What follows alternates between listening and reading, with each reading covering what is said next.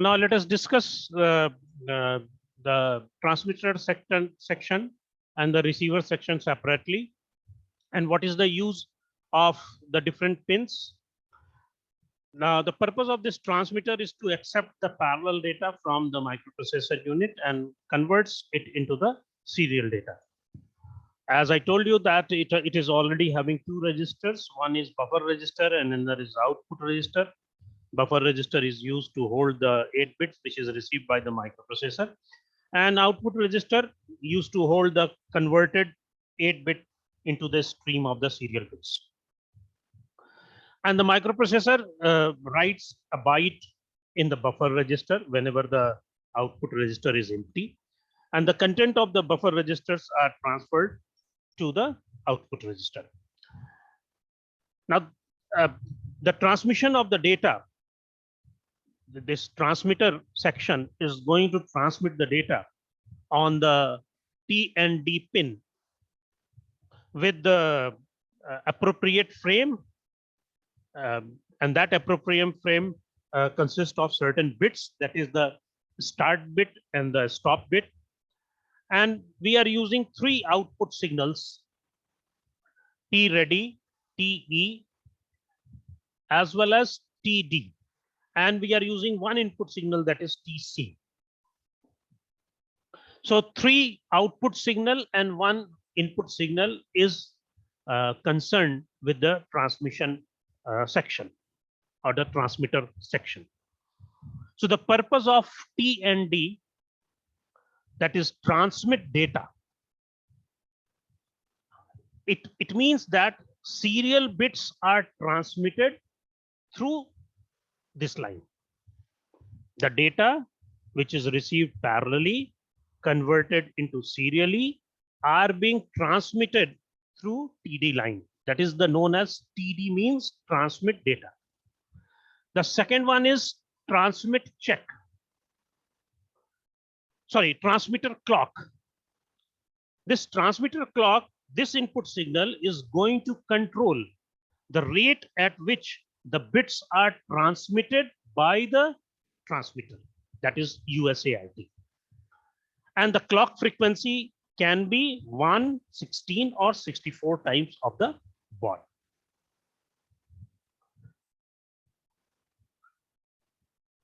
Second, and the third one is the T ready, that is transmitter ready.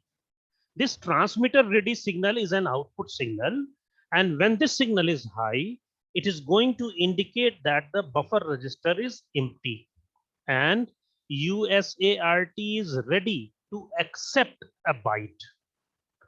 It can be either to the it will be connected to either to the interrupt line of the microprocessor, or it is used to indicate the status of the USART. This signal is going to become reset whenever the data byte is loaded into the buffer. The next line is the T and E line. This is the transmitter empty. This is again an output signal, and logic 1 at this particular signal indicates that the output register is empty. So T ready is going to indicate that buffer register is empty, and TE is going to indicate that the output register is empty. And both this information is going to the microprocessor in the form of information. This signal TE is going to become reset when the byte is transferred from the buffer to the output register. So in this way, these all four signals used to work. Similarly, we have a receiver section. The receiver section is going to accept the serial data, and this serial data is being received by R&D line from the peripheral, and then later on it converts them into the parallel data. Again, this section has two registers, receiver input register and the buffer register. When the R&D line is low, the control logic is going to assume it as the start bit, and it will wait for half of a bit time and then samples the time again. samples the line again, checks the line again. If the line is still low, the output register is going to accept the following bit, means the bits which are following from a particular character, and loads it into the buffer register. Subsequently, the parallel data is being transferred to the microprocessor whenever it is being requested by the microprocessor. In asynchronous mode, the 2 input signals and 1 output signals are necessary to describe. The other signals are RC, RD. I have already explained that it is bits are being received serially on this line, and it is converted into the parallel byte in the receiver input buffer. And RC is for the receiver clock. This is the clock signal that is going to control the rate at which the bits are being received by USART.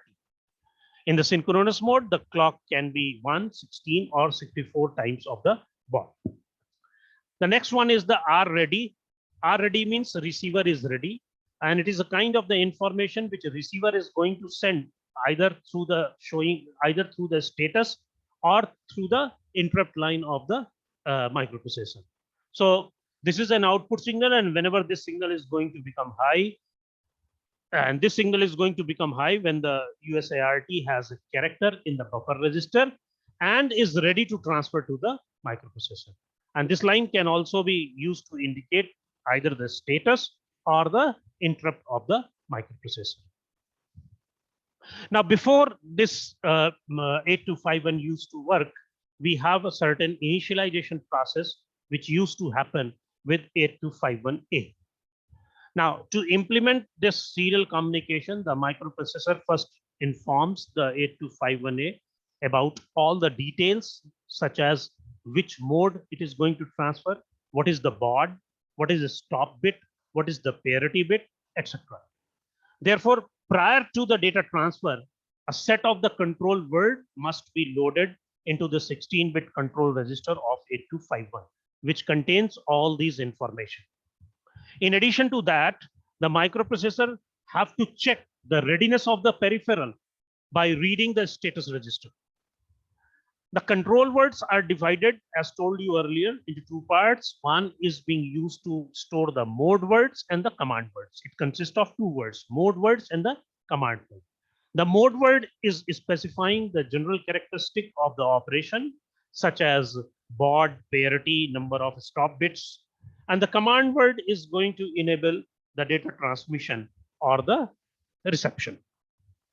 And the status word is going to provide the information concerning to the register status and the transmission errors. Now, as we have different registers to be used, so we have a specific format of using those registers, such as control register, which has mode words, control command word, as well as the status word. So we will discuss these registers format one by one. These are the explanation of the transmission control, receiver buffer, receiver control, modem control, and this is the control word, that is 8251 control words. Now, as I told you that the control word, the 8251 is programmed by sending the mode word and the command word, which in concatenation is known as control word. First of all, the 8251 is reset, and then the microprocessor sends this mode word and the control word into for writing it into the control register. And control register will have its own address. So writing anything on the control register, writing control word into the control register, the microprocessor has to identify the address of the control register. And then only it is able to write this control word into the control register. As I told you that this control word is going to define the total functionality of 8251, and it has to be loaded first before any kind of transmission or the reception is going to happen with 8251. And it has 2 units. One is mode word, as well as second one is the command word or mode instruction or the command instruction. So let us first discuss the mode instruction. Now mode instruction it is of 8-bit. Command instruction is also of 8-bit, and in totality this command word is known as 16-bit, is of 16-bit. Now the instruction can be considered in the 2 bits field, and we have such 4 fields. The first 2-bit field, that is D0 and D1, is going to determine whether the USART is to operate in the synchronous or the asynchronous mode, which mode it is working. If it is 00, it is a synchronous mode. If it is 01, it is asynchronous mode and the baud rate 1.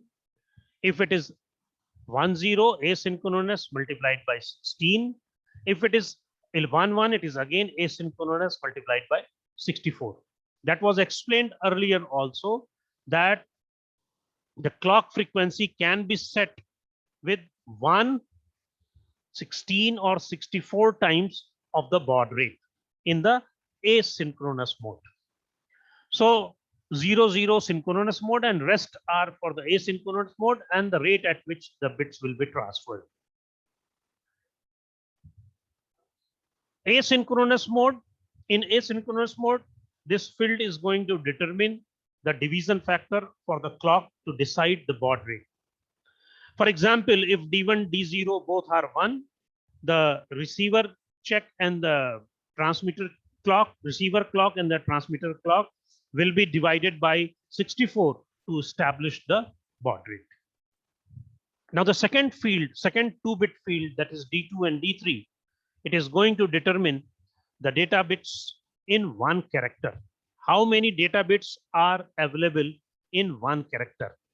With this 2-bit field, we are able to set the character length from 5-bit to 8-bit, meaning thereby, if 1 character is containing 5-bit or 6-bit or 7-bit or 8-bit, it depends upon the value of D2 and D3. Whether it is 00, it will be 5-bit, 01, 6-bit, 10, 7-bit, and 11, 8-bit. The third 2-bit field, that is D4 and D5, it is going to control the parity generation. This parity is required to be added to the data bits only if the parity bit is enabled. If the parity is enabled, then only it is added. And the last 2 field, that is D6 and D7, has 2 meaning depending upon whether the operation is to be done in the synchronous mode or in the asynchronous mode. For synchronous mode, that is D1 and D0 is equal to, for asynchronous mode, in that case, D1 and D0 will not be 00. It is going to control the number of the stop bits to be transmitted with the character. It decides whether to operate with the external synchronization or internal synchronization, and whether to transmit the single synchronization character or the 2 synchronization character. So if it is 00, it is not valid because here it is a synchronous mode. But 01, it is 1 stop bit, 10, 1.5 stop bit, and if it is 11, it means it is having 2 stop bits. So this is the explanation of the mode instruction, which consists of 8-bit, which is 2-bit pair form, and we have 4 such fields of 2-bit. Then we have the command characters or the command instruction. After the mode instruction, the command characters or the command instruction will be issued to USART by the microprocessor, and it is going to control the operation of USART, such as enabling the transmission process or enabling the receiver's process, going to error reset, or whether it is a modem control. So this format of the command instruction is given. It is again a 8-bit format in which we have D0, D1, D2 up to D7, where the D0 is T enable line, which stands for whether we want to do transmission transmission is enabled or not. If this bit is 1, transmission is enabled. If this bit is 0, transmission is disabled. DTR, that is terminal data terminal ready. If it is 1, it is going to enable the data terminal ready. This is the receiving of receiver enable signal bit. If it is 0, the receiver is disabled, and if it is 1, the receiver is enabled. The next one is the send break character. If it is 1, it is going to force the TD line low, and if it is 0, it means the normal operation is going to happen. The D4 bit is a E error reset. If it is 1, it is going to reset the error flags such as PE, OE, and FE.